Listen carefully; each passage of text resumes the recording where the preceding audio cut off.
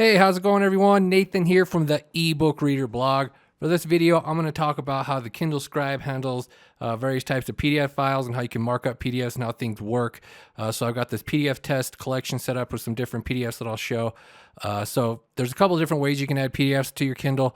You can use the USB method, or you can use the send to Kindle apps, or like email. They have some different apps that you can use the send to option, and they also have a new page on their website where you can upload documents as well, up to 200 megabytes. So there are some different features and different layouts depending on if you use USB or if you use the send to Kindle app. It's kind of weird. So most people are probably going to use send to Kindle, send their documents, since that's how you can write on them. So we're going to go ahead and talk about that first. We'll talk about sideloaded stuff a little bit later.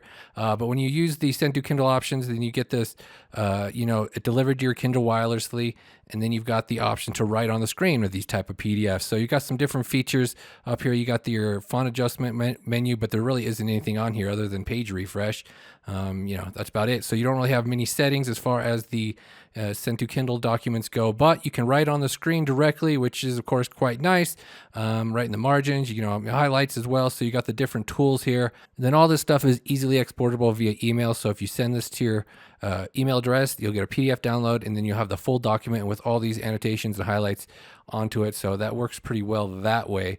You've got the undo over here as well. So like I talked about in the main review, you got different line thicknesses, you got different highlighter sizes. So you can just switch through those manually. So there's some different eraser options as well. So the premium pen or the premium stylus has the eraser on the end, so you can just switch over and use it. Or you can use this menu here. You can use the tip to erase with different, thicknesses. Like I said, if you have the premium pen, you can just flip it over and erase that way. There's also the option to erase the full page. So you got the area selection and the full page erase. So undo, redo. So you can get stuff that work in that way. So one thing that's weird about these mail documents is it doesn't have the dictionary. So if you hold down on a word, it doesn't actually do anything. But if you do use side-loaded method, you actually do have the dictionary, so that's kind of weird. But yeah, so this is primarily for all the markup. You don't really have any kind of adjustment as far as margins go. The one thing you can configure here in the settings, if you have the premium pen, you can set what the button will do. So if you're reading PDFs, the sticky note's not going to do anything because that's for ebooks. Switch over to highlight. So you can have a set where you're like, if you hold the button, it'll highlight, and if you just write normally, you got the line, so you don't have to switch back using the menu all the time. So it definitely works a little bit better that way. You can just switch between the two using the button. So I definitely recommend getting the one with the button if you're going to do any kind of writing at all. It just kind of speeds up the whole procedure instead of having to manually select things from the menu here. So you can hide this writing toolbar as well. But then once it's hidden, you can't write on the screen unless you had, the button set to pen. Then you could hold the pen and write on the screen, or same thing with the highlights. Otherwise, you got to have the toolbar visible here. So yeah, the system's a little quirky. You got to get used to, the different ways things work. So again, you can't write on other types of documents like ebooks. You have the sticky notes, which are different. They're like tied to highlights. You can't write directly on the document. So that's just limited to the PDFs that use the send to Kindle. And then once you have that here, so all your notes and stuff will show up in the note view. And then this is easily exportable via email. If you sent it to archive in your Kindle library. If you didn't set it to archive, then you won't be able to email it as that document showed, because it didn't have the email option. Okay, so another thing is you can run searches like usual, but with this newer interface that they recently introduced, it's a little bit more difficult than it used to be. There's no back button, so you can't go back to your previous search results. You actually have to go back to the search icon again and run the search again. And it's not like ebooks where it has a little thing at the bottom of the screen where you can scroll through your different search results. It doesn't have that down there. So it's kind of weird. It does have this page, the scroll thing down here. So it does highlight the last couple of your recent locations with the dark dots there. A little bit different to navigate. So some other navigation options. You do have the table of contents up here. So you can jump around your PDF that way. If it's set up right for the table of contents, you can jump to specific pages as well. So you do have that option for navigation. So now let's go down the rabbit hole of side-loaded USB PDFs. So this is the exact same document, but I sideloaded it with the computer instead of using the send to Kindle option. So there's some notable differences. First off, you'll see that the margins are smaller, so everything's scaled up, looks bigger, looks a little bit better, frankly. Then if you use like the stylus to hold down on something, it'll bring up the dictionary. So the dictionary wasn't available on those emailed PDFs or the send to Kindle PDFs, which is kind of strange. So, but with these side-loaded PDFs, you can add text notes, but you can't There's no sticky notes, there's no writing directly on the screen, so it's kind of a strange system. You can use a stylus for adding highlights like you can with your finger. So it's basically your stylus functions as your finger on side-loaded PDFs. So you can use it to turn pages, stuff like that. It doesn't have that show menu bar, the writing toolbar on the settings menu there, and then you have your list of notes set up differently. They can be accessed from that text file instead of emailed. So different setup here. Another thing with side-loaded PDFs, which is actually a lot better than the other ones, is you have contrast control. It's kind of hard to tell here with the highlighted section, so let's go back to that here with the text. So yeah, you can make the text appear darker, which is nice because PDFs often have lighter text. The margin settings, completely pointless. They don't have any kind of margin crop or anything like that, so it would be nice if they did, but they do not. You do have the page turn animation you can turn on and off. So like when you're using certain kinds of PDFs with images, if you have the contrast cranked up, it will make the images darker as well, harder to read. So sometimes you have to back off on the contrast. But side-loaded PDFs also have the option for landscape mode, which, send to Kindle PDFs don't, which I find strange. But I mean, you really don't need landscape as much with the larger screen, but it is still kind of strange. You have it with side-loaded PDFs, but not emailed PDFs. But it should be noted that this is the initial software that this shipped with. So hopefully software developers will get some of these weird inconsistencies straightened out. Sometimes with these PDFs, the hyperlinks work. Sometimes the hyperlinks don't. It's kind of been that way for a while since they messed with the interface.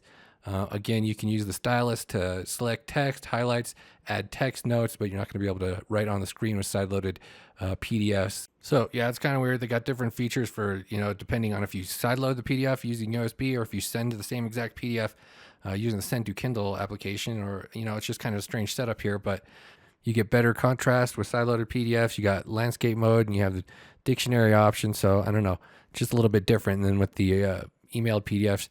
You do have the text markup, so I mean, it just kind of depends on what you need.